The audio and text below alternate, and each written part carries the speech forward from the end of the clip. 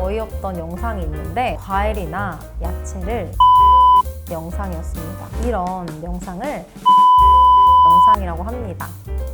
안녕하세요. 영상 마케팅 회사 유아트 컴퍼니 대표 이미래입니다. 오늘은 100만 뷰를 만든 쇼츠 제작의 비밀을 알려드리려고 합니다. 쇼츠는 두 가지 부류로 나뉘는데요. 하나는 흥미성, 하나는 정보성입니다. 흥미성부터 설명드리겠습니다. 흥미성 쇼츠를 만들 때에는 정보성에 대한 강박을 내려놓는 것이 좋습니다. 롱폼을 만들 때는 정보성이 들어가는 게 필수이지만 흥미성은 아니기 때문입니다. 왜냐하면 시청자들은 정보가 없는 영상에 5분을 투자하지는 않지만 1분은 투자하기 때문입니다.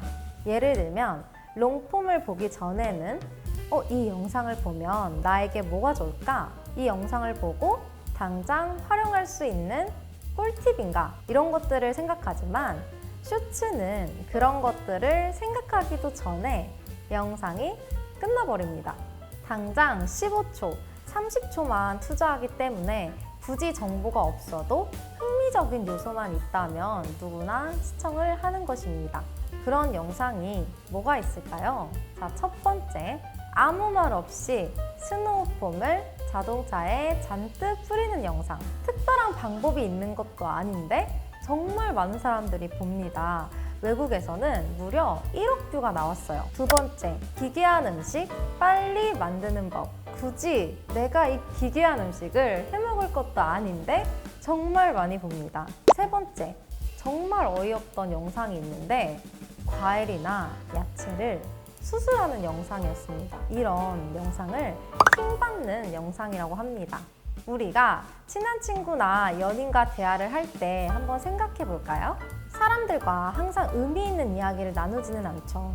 나중에 생각했을 때 내가 무슨 말을 했나 싶은, 그냥 무슨 얘기 했나 보다 싶은 그런 영상인 것입니다. 사람들도 그냥 아무 생각 없이 보는 영상이죠. 두 번째는 정보성 영상인데요. 사실 흥미성보다는 정보성 영상을 만드는 것이 더 쉽습니다. 흥미성 영상은 운도 작용하는 것 같거든요.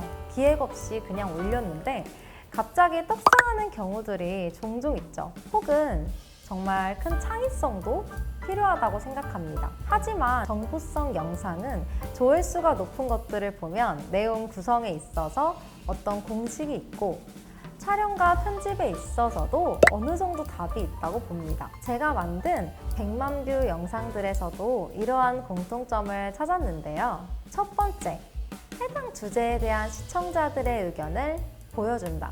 사실 이건 진짜 꿀팁인데 사람들이 뭘 궁금해하는지 모르겠다면 포털 사이트나 커뮤니티에 있는 사람들의 고민을 찾아보세요. 그 다음 그 고민들을 캡처해서 첫 장면에 띄워주는 것입니다. 사람들에게 생각할 거리를 주는 거죠.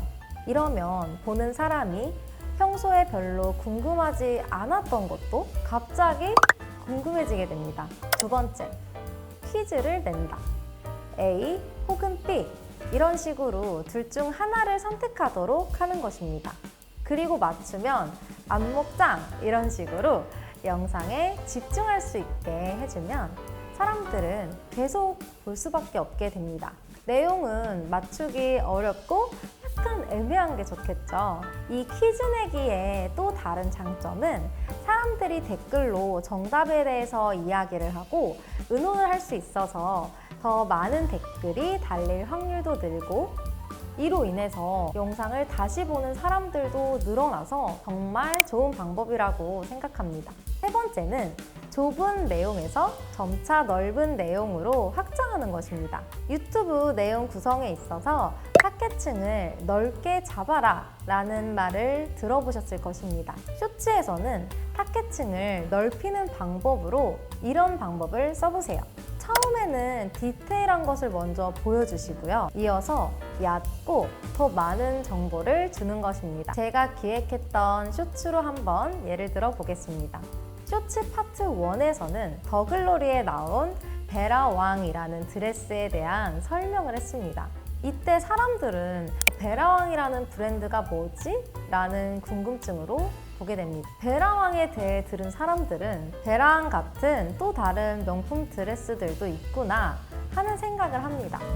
이어서 이런 궁금증이 들겠죠?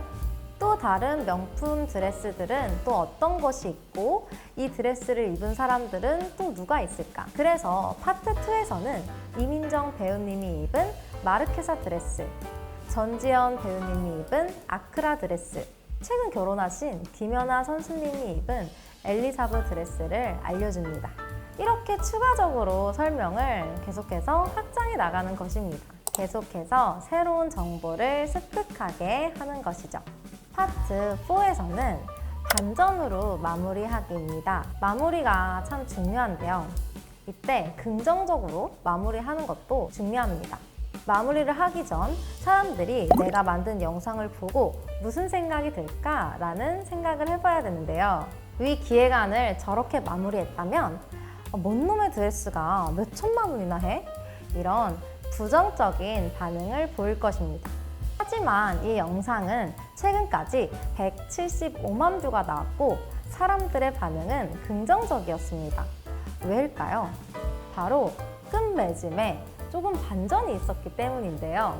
일단 명품이라는 주제 자체가 엄청나게 대중성이 있지는 않기 때문에 마지막 부분에는 극 중 가장 주인공인 박연진이 입은 드레스는 명품일까 아닐까로 마무리를 해서 알고 보니 명품 드레스가 아니라 국내 디자이너 브랜드였다라는 점을 덧붙였습니다.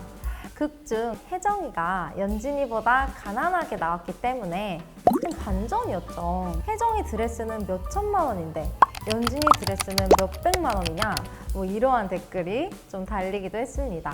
이대로만 해보시면 100만 뷰까지는 장담할 수 없어도 최소 몇만 뷰 만드는 건 쉬우실 것입니다. 여러분, 몇만 뷰만 나와도 채널 성장 빨리 하실 수 있습니다. 게다가 기업 유튜브 채널이라면 실질적으로 많은 잠재 고객을 유치할 수 있으니까요. 한번 꼭 만들어 보세요.